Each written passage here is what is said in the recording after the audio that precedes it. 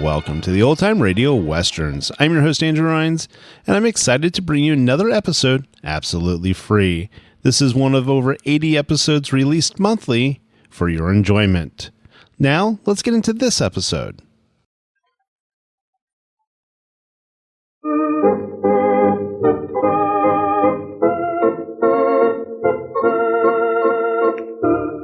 Adventures in Research. 100 years ago, something new and great happened in this country. A man-made monster rumbled over the horizon, frightened children, terrified horses, and converted a wilderness into green pastures and bustling cities. That something was a railroad that opened the Midwest and helped make America the colossus of the world. This is the story of the Wilderness Train, a railroad that came to be known as the main line of Mid-America.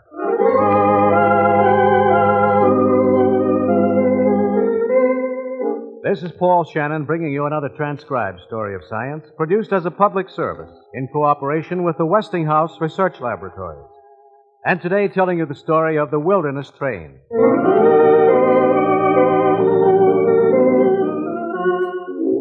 The story begins with a name and a jungle, both of them terrifying. The jungle is the unexplored, untamed territory that is now Illinois. Through this swamp and mire move Indians in war paint. Illinois seized with excitement, and one name is heard everywhere. Black Hawk! Black Hawk! Black Hawk!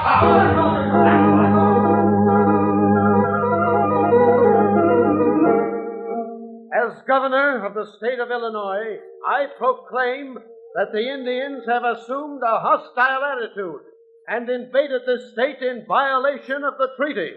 I consider the settlers in imminent danger. No citizen should remain inactive when his country is invaded. I call to arms all able-bodied men to repulse this attack.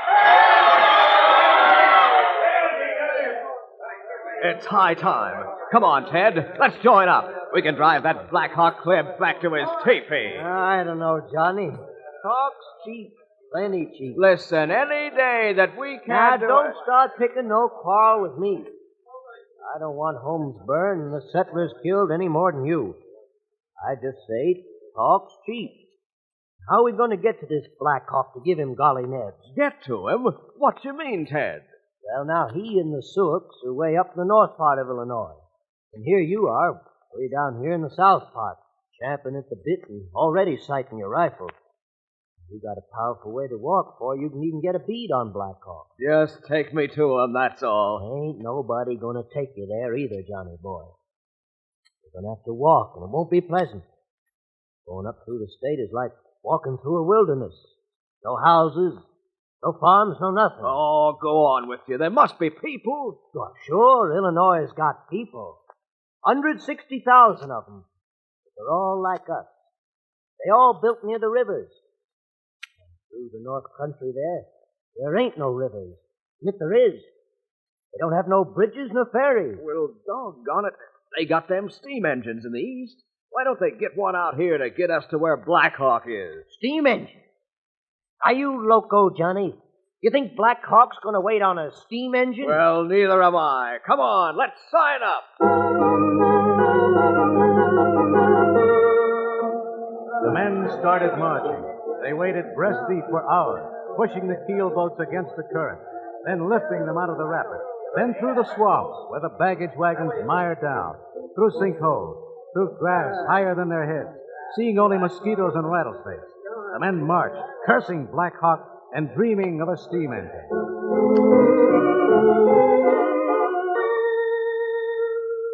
Black Hawk was defeated, and after a while forgotten. But the dream of a train through the wilderness was not. Not by the men who marched through the rough interior of Illinois. Wherever men congregated, they talked. Oh, wait a minute. No, wait. Look at it this way. There are only 3 settlements in the north of any importance whatsoever.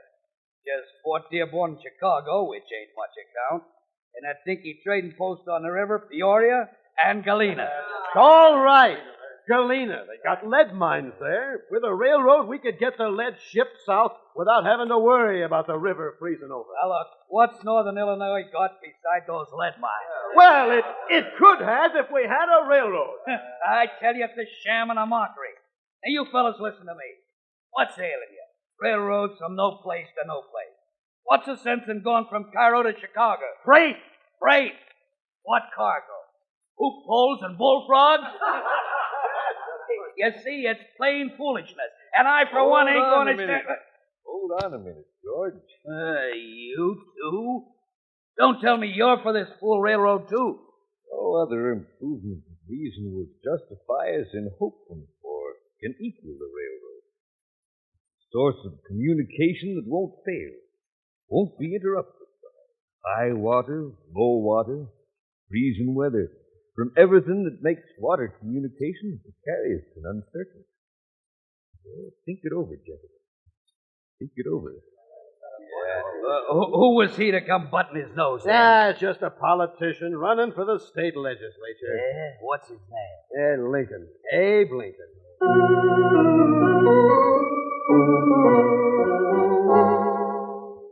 Here in America, a country barely 80 years old, men like Abe Lincoln were thinking of a railroad that would put tracks through the wilderness.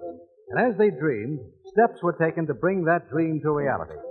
The United States government gave a land grant for the road, and a stupendous undertaking it was for the day. Tracks 705 miles long, twice the distance of the Erie Canal. Its cost twice that of the national road. A railroad to be built not with bulldozers, cranes, and pneumatic hammers, but with brawn, sweat, and stamina. With horses, oxen, and men. Wanted. 3,000 track laborers. Wages, $1.25 a day. Fare from New York, only $4.75. Good board can be obtained at $2 a week. This is a rare chance for persons to go west, being sure of permanent employment in a healthy climate where land can be bought cheap and for fertility is not surpassed in any part of the Union. Men with families preferred. For further information... Crews of lumberjacks were sent into the forests of Michigan, Wisconsin, and southern Illinois to produce cross ties and bridge timbers. Ties and poles were cut in Kentucky and Tennessee and brought to the railroad in river barges. Quarries were opened to provide stone for bridges and building foundations. Thousands of ox teams and horse teams were transporting rails, ties, lumber, stone, and provisions over long stretches of miserable roads and across the open prairie desert.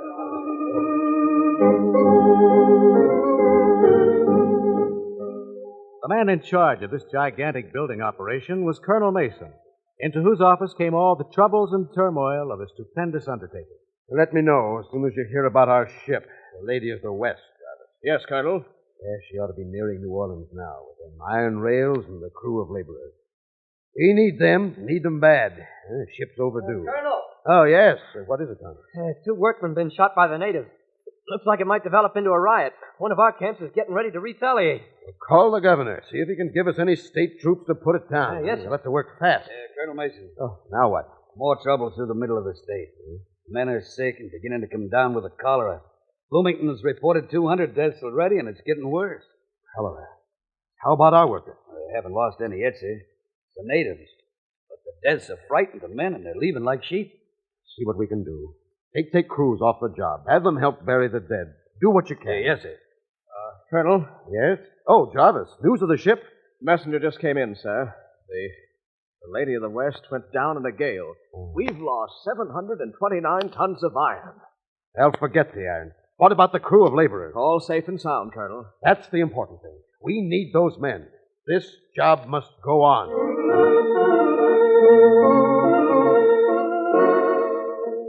And it did, despite shipwreck, riots, cholera.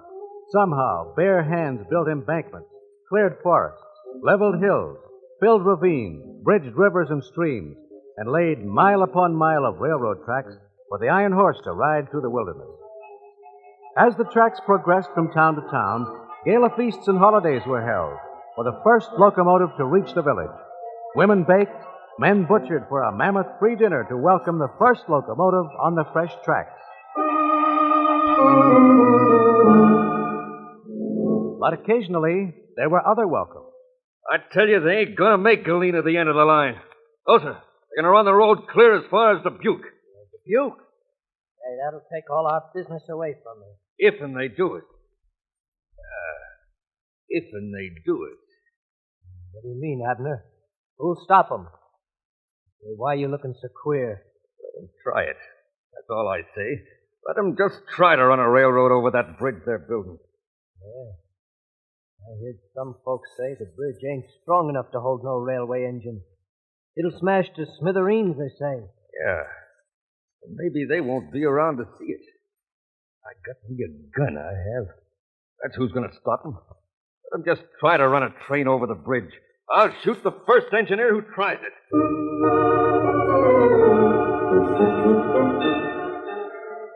You're the engineer who's going to make the first run? That's me, Colonel. Well, now, I don't have to tell you that the townspeople are somewhat upset. Some of them are making threats about what can happen. So I've heard, Colonel. You're willing to take the chance? If you say the bridge is strong enough. Now, I've heard that, too. The bridge is strong enough. And I promise you $100 if you take that engine across. Well, and how much will you give my widow if I don't? 1,000. All right, let's go. Good luck. Thank you, Colonel.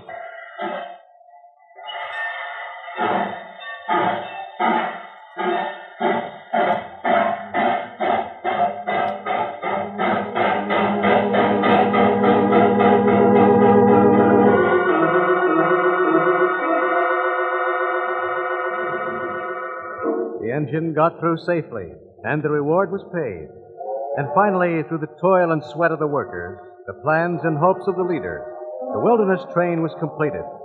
And as the rails cut through the wilderness, farms were opened, homes sprang up, schools and churches were established, mines were opened, mills and shops, hotels and stores appeared in villages and towns.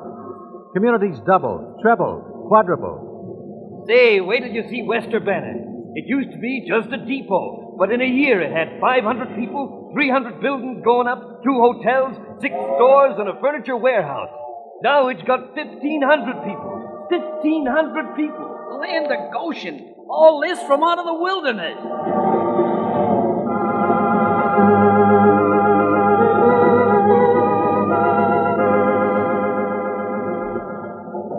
Yes, all this came about when the Iron Horse forged a path through what had once been a wilderness, and from the courage, strength, and initiative of the Midwest pioneers, a state was carved. For when the Iron Horse came chugging through the wasteland, when the wilderness train passed by, it left in its wake cities, industries, farms, and towns. And the road to the wilderness train became the main line of mid-America.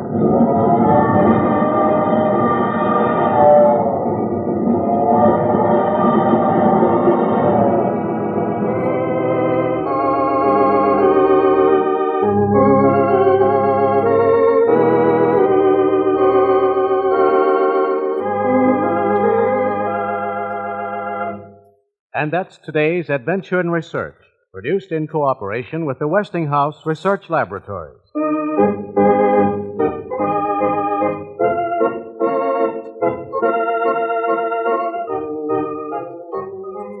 These programs are broadcast to Armed Forces personnel overseas through the facilities of the Armed Forces Radio Service. Join us again next week for another transcribed story of science on Adventures in Research.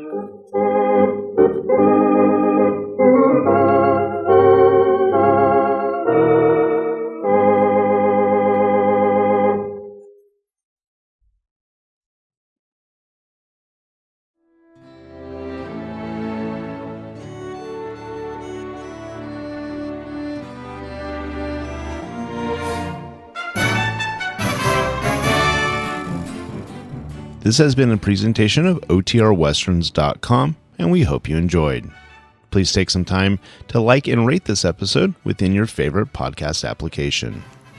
Follow us on Facebook by going to otrwesterns.com/Facebook and subscribe to our YouTube channel by going to otrwesterns.com/YouTube. Become one of our ranch hands and unlock some exclusive content. We want to thank our most recent ranch hands, Steve, Technogod, and Craig, who joined us recently.